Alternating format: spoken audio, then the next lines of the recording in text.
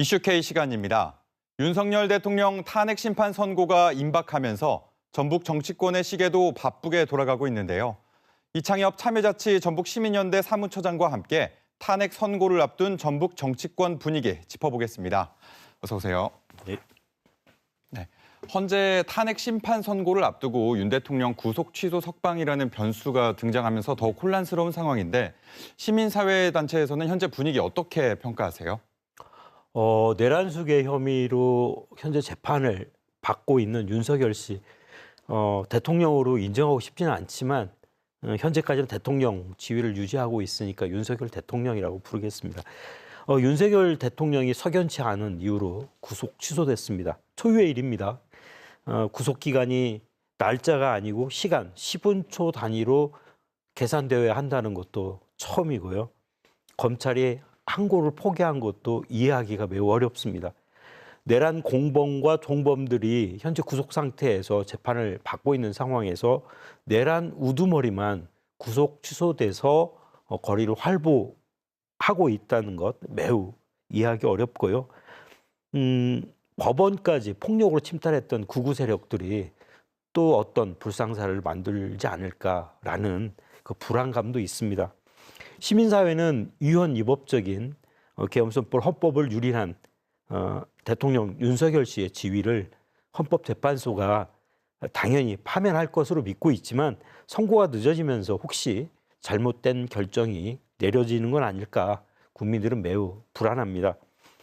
윤석열 대통령이 구치소에서 나오면서 주먹을 불끈 쥐고 제스처를 취했는데 네. 마치 자신이 무슨 개선 장군이라도 된 것 마냥 득이양양한 웃음을 지으며 아무런 반성의 모습도 국민에 대한 사과도 보이지 않았습니다. 그래서 파면이 되지 않으면 더 큰 일을 벌일 수도 있겠구나 무섭고 두려운 생각이 듭니다. 우리 시민사회는 대통령 윤석열 씨가 파면될 때까지 거리에서 광장에서 시민들과 함께 민주주의 수호를 위해서 싸워 나가겠습니다. 네, 정치권 분위기도 한번 짚어보겠습니다. 전북 정치권, 특히 민주당 전북도당은 탄핵의 무게를 두고 조기 대선을 염두한 활동을 이어왔죠. 어떤 게 있습니까? 예, 먼저 민주당 전북도당은 보도자료를 통해 전북 정책비전센터 설치 운영을 발표했습니다. 네. 전북의 지속 가능한 발전을 위한 플랫폼이라고 설명하고 있는데요. 지역의제 설정과 대안 제시, 그리고 도민들의 실질적 삶의 변화를 위한 정책 마련과 실행, 그 역할을 담당할 것이라고 밝혔습니다. 각 시군 정책 담당 부서는 물론이고 시민사회와도 연계 협력하면서 활동하겠다라고 밝혔습니다.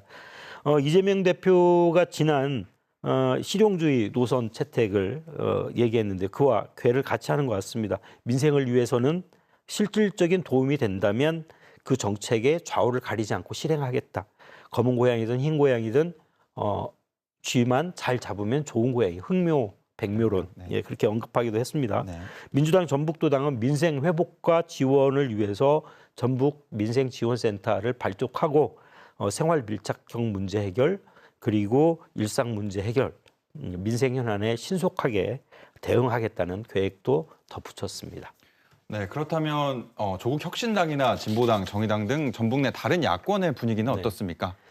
조국 혁신당 전북도당은 이번 정권 교체는 전북을 위한 정권 교체가 되어야 한다라고 밝혔습니다.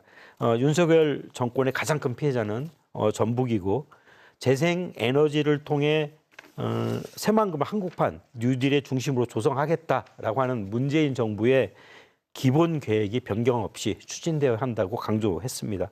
내란 사태와 비상계엄으로 침체된 내수 경제를 시급히 회복하기 위해서 내란 회복 지원금 지급의 필요성을 역설했고요. 심각한 위기에 놓여 있는 전북 경제 회생을 위해서 모든 노력을 다하겠다라고 약속도 했습니다. 진보당과 정의당은 그동안 격차 그리고 차별을 해소하고 그리고 복지를 강화하는 것에 중점을 두고 왔는데요. 네. 지금 현 시국에서는 대통령 파면에 집중하는 것으로 보이고요. 이 국면이 해소된다면 국민들과 도민들을 위한 정책들을 발표할 것으로 예상합니다. 네, 말씀하셨듯 그간 전북 정치권은 탄핵을 예상한 정치 스케줄에 초점을 맞춰왔습니다. 그렇다면 만약에 탄핵이 기각됐을 경우 전북에는 어떤 영향이 있을 거라 예측하십니까? 일단 윤석열 대통령 파면 기각은 상상하기조차 싫습니다. 대한민국을 혼란으로 몰고 갈 것이고요. 국민들은 제2, 제3 계엄의 불안과 공포로 일상생활조차 제대로 누리기 힘든 상황에 놓일 게 뻔합니다. 윤석열 정부의 전북 홀대는 그동안 계속되어 왔습니다. 중앙정부의 업무 방기 그리고 무책임으로 잼버리 대회가 엉망으로 실패해 버렸고요. 새만금 공약 등 전북 지역 공약이 하나도 제대로 지켜진 게 없습니다. 수도권 일극화로 정치, 경제, 사회, 문화 모든 분야에서 침체 또는 마이너스 성장하고 있기 때문에 특히 우리 전북은 인구 소멸과 더불어 지역 소멸까지 걱정해야 될 처지에 놓여 있습니다. 지역 균형 발전에 대해서 명확한 정책도 없이 지금까지 정부를 운영해 온 것을 감안하면 전북의 미래는 더욱 암울해질 수밖에 없는데요. 어렵게 전북 전주가 이번에 올림픽 개최 후보 도시로 선정이 됐습니다. 윤석열 정부가 그간 보여준 외교 능력을 볼 때 과연 세계 도시들과 경쟁해서 올림픽 개최 도시로 선정할 수 있게 하겠느냐 매우 비관적입니다. 이런 점에서도 윤석열 대통령 파면은 반드시 이루어져야 된다 그렇게 봅니다.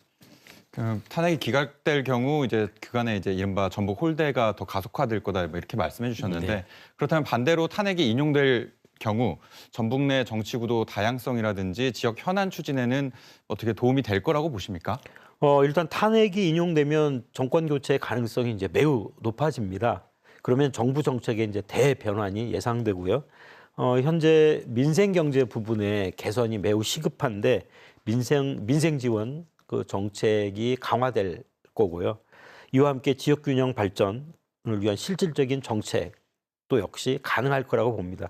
그간 한국 정치 역사 속에서 보면 민주주의가 확장이 되면 진보 정당의 원내 진입 그리고 다양한 정치적 목소리가 현실적인 정책에 반영되었던 그 사례들을 우리는 보아왔습니다. 전북 지역의 집권당이라고 할 수 있는 민주당 이외에도 소수 정당들이 원내에 진입하면서 정치적 입지가 강화될 것이 뻔하기 때문에 일당 중심의 정치에서 다양한 정치 세력의 공존과 경쟁이 이제 가능해지고 결국 이게 지역 주민의 복리 개선에 큰 도움이 될 것이라고 예상합니다.